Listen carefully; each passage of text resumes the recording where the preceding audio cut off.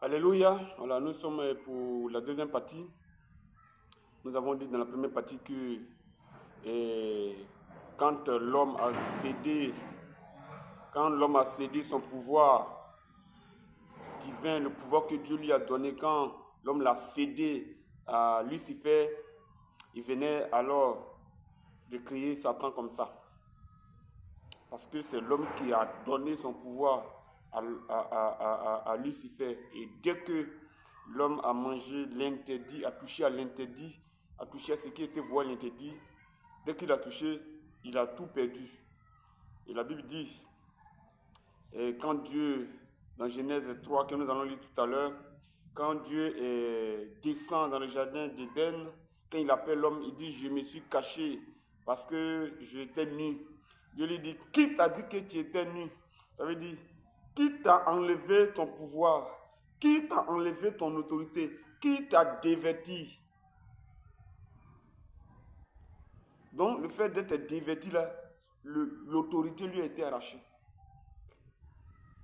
Et donc, quand le diable a récupéré net, non seulement il agit contre Dieu, parce que Dieu l'envoie pour garder, pour être un agent de sécurité d'Adam et Ève. Dieu l'envoie pour ça. Et lui, il va détourner les gens de Dieu, les hommes de Dieu, les enfants de Dieu, la créature de Dieu. Il les fait manger à l'interdit de Dieu. Et donc le diable a récupéré le pouvoir de l'homme. D'abord, en se rébellant contre Dieu et en trompant Adam et Ève. Et donc c'est ce que nous avons dit. Donc Dieu a créé Lucifer, l'homme en cédant son pouvoir, il a créé Satan. Nous poursuivons la deuxième partie et nous allons lire dans la parole de Dieu, dans Genèse 3, à partir du verset 1, dans la version KJF, écoutez. Or, le serpent était le plus rusé qu'aucune bête des champs que le Seigneur Dieu avait fait. Et il dit à la femme, sérieusement, Dieu a dit, vous ne mangerez pas de tout arbre du jardin. Et la femme répondit au serpent, nous pouvons manger du fruit des arbres du jardin, mais du fruit de l'arbre qui est au milieu du jardin, Dieu a dit, vous ne mangerez pas et vous n'y toucherez pas de peur que vous ne mouriez. Alors le serpent dit à la femme, vous ne mourrez sûrement pas. Car Dieu sait qu'au jour où vous en mangerez, vos yeux seront ouverts et vous serez comme des dieux connaissant le bien et le mal. Verset 6. Et la femme vit que l'arbre était bon à manger et qu'il était agréable à la vue et un arbre agréable et un arbre désiré pour rendre intelligent. Elle prit de son fruit et en mangea et en donna aussi à son mari qui était avec elle. Et il en mangea. Et les yeux des deux furent ouverts et il sut qu'ils étaient nus. Et il cousit des feuilles de figuier et se fit des tabliers. Alléluia. Verset 8. Et il entendit la voix du Seigneur Dieu marchant dans le jardin à la fraîcheur du jour. Et Adam et sa femme se cachaient de devant Dieu parmi les arbres du jardin. Et le Seigneur Dieu appela Adam et lui dit, où es-tu? Verset 10. Et il dit, j'ai entendu ta voix dans le jardin et j'ai eu la peur parce que je suis nu et je me suis caché. Et Dieu dit, qui t'a dit que tu étais nu? As-tu mangé de l'arbre dont je t'avais commandé de ne pas manger? Et la femme dit, l'homme dit, la femme que tu m'as donnée pour être avec moi, elle m'a donné de l'arbre et j'en ai mangé. Voilà, c'est là que nous allons nous arrêter pour le moment. Voici cette belle histoire-là. Et après la désobéissance de l'homme et de sa femme, Dieu vient dans le jardin, comme à son habitude, pour rencontrer sa créature, Adam. Mais quelque chose s'est passé. Dieu les appelle, mais où êtes-vous? Il dit, j'ai entendu ta voix, je suis nu. Et donc je me suis caché. Dieu dit, mais qui t'a appris que tu es nu? Et c'est vrai, il y a une théologie populaire qui a prospéré dans le corps du Christ. Et on croit que Satan existait déjà avant la création de l'homme. Donc si on a cru que Satan existait avant la création de l'homme, c'est que certainement Satan était Satan, Lucifer était Satan, et il est venu dans le jardin d'Éden en tant que Satan pour tromper l'homme. Non, il était là en tant que Lucifer. Mais vous-même, imaginez, si vous avez des enfants, si monsieur travaille, madame travaille, et si vous avez 2 enfants, mais pour veiller ou pour surveiller ces enfants-là, mais vous allez certainement prendre une nounou, voilà, une tata, une servante pour surveiller vos enfants. Et vous, partout au travail.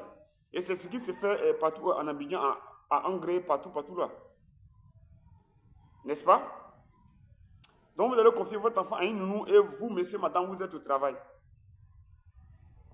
Mais entre nous, est-ce que vous allez prendre la sorcière du quartier ou bien une fille de mauvaise vie, de mauvaise moralité, qu'on sait être une dangereuse fille pour surveiller vos enfants? Non, vous n'allez pas le faire. Mais pourquoi Dieu crée son jardin? Il a créé la terre, mais il y a un lieu où il a réservé pour faire un grand jardin. Il a mis ses enfants là-bas. Certainement, il avait barricadé le jardin. Il avait mis un grand nombre d'animaux là, dans ce jardin-là, pour le bonheur de ses 2 enfants, Adam et sa femme. Et puis, comment Lucifer, s'il était Satan, comment il allait faire pour entrer? Non, Dieu l'a mis là, dans le jardin, comme aujourd'hui le zoo là, le zoo d'Abidjan, voilà, c'est bien barricadé. Et donc les gens vont là-bas en villégiature, en visite, en touriste, voilà. Et donc c'est bien barricadé. Donc pour entrer, il y a un portail où il faut payer les tickets. Donc c'est comme ça, un grand jardin bien clôturé là, voilà, bien barricadé là. Et Dieu a mis quelqu'un là-bas pour assurer la sécurité. Et c'était Lucifer et les 1/3 des anges là. Donc Dieu ne va pas mettre Satan pour assurer la sécurité. Vous n'allez pas prendre la sorcière du quartier, la fille dangereuse là, pour surveiller vos enfants, pour veiller sur vos enfants. Non, vous n'allez pas le faire. Ou bien Dieu ne va pas mettre, ou bien vous n'allez pas aller au zoo. Et puis, vos 2 enfants là, vous allez les mettre dans la cage au lion. Vous n'allez pas le faire. Ou bien prendre un lion pour venir dans votre jardin et dire à votre enfant, bon, il y a un lion dans le jardin, donc allez vous promener là-bas. Non, vous n'allez pas le faire. Alléluia. Voilà, donc cette théorie, cette théologie, cette doctrine qui a prospéré dans le corps du Christ et jusqu'à présent là, elle est totalement fausse.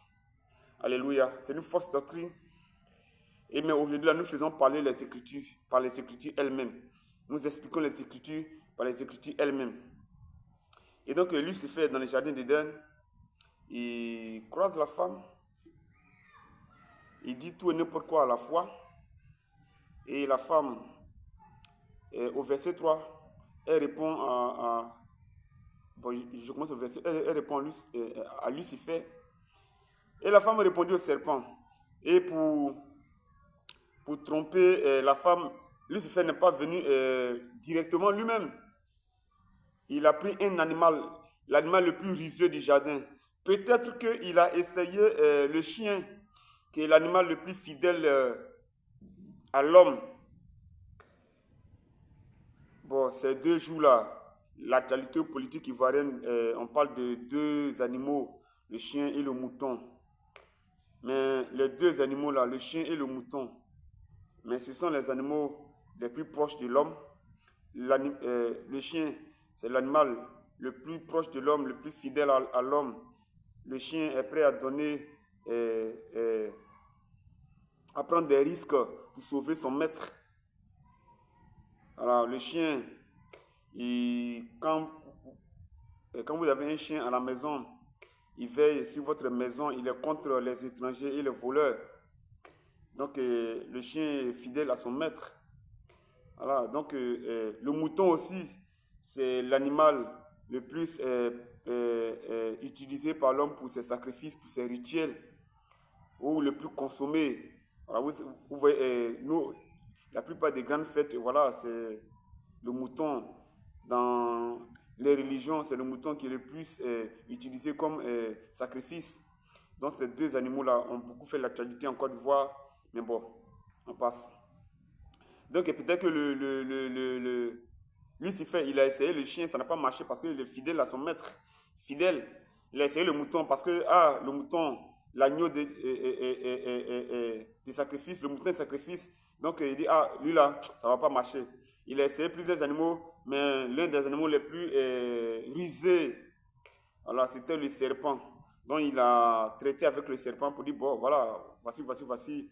Et toi le serpent, si tu nous aides à réussir le coup d'état, les Indiens d'ange et moi, si tu nous aides à réussir le coup d'état, certainement on va te positionner quelque part là-bas.